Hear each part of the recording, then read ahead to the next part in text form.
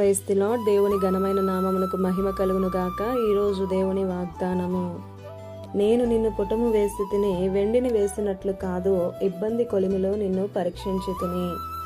యెషయా గ్రంథము 48వ అధ్యాయం 10వ వచనము. ఈ ఉదయకాల సమయంలో గొప్పవాడైనటువంటి దేవుడే మనందరితో మాట్లాడుతున్నాడు. నేను నిన్ను పుటము వేసి తిని వెండిని వేసినట్లు కాదు, ఇబ్బంది కొలిమిలో నిన్ను పరీక్షించి తిని అని.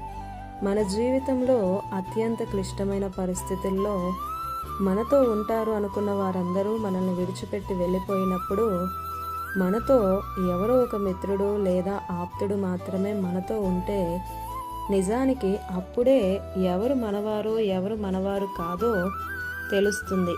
ఆ వ్యక్తులు ఆ పరిస్థితులు జీవితకాలం గుర్తుండిపోతాయి. అదే సమయంలో మన జీవితంలో ఎటువంటి క్లిష్టమైన పరిస్థితుల్లో మనం ఎలాంటి విశ్వాసమును భక్తిని కనపరుస్తున్నామని దేవుడు కూడా చూస్తూ ఉంటాడు. అబ్రహాము తన ఒక్కగానొక కుమారుని బలి ఇవ్వడం ద్వారా, దావీదు చెయ్యని తప్పుకు సౌలుచే తరమబడుతున్న వేళ, యోసేపు చెరసాలలో ఉన్నవేళ, యోబు సమస్తాన్ని కోల్పోయిన సమయంలో వారు కనపరిచిన విశ్వాసమును ఈరోజు వాగ్దానం వింటున్న ప్రియ సహోదరుడా సహోదరి మనము కూడా కనపరచాలి. ఇబ్బందుల కొలిమిలో, అగ్ని వంటి శ్రమలలో దేవుడు మనల్ని పరీక్షిస్తూ ఉన్నప్పుడు మన అమూల్యమైన విశ్వాసం బయటపడుతుంది.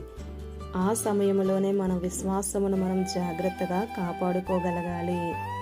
ఆమేన్. ఈ దిన వాగ్దానం మనందరి జీవితాల్లో నెరవేరాలని కోరుతూ దేవుని సువార్త పరిచర్యలో మీ సహోదరి ప్రసన్న. God bless you.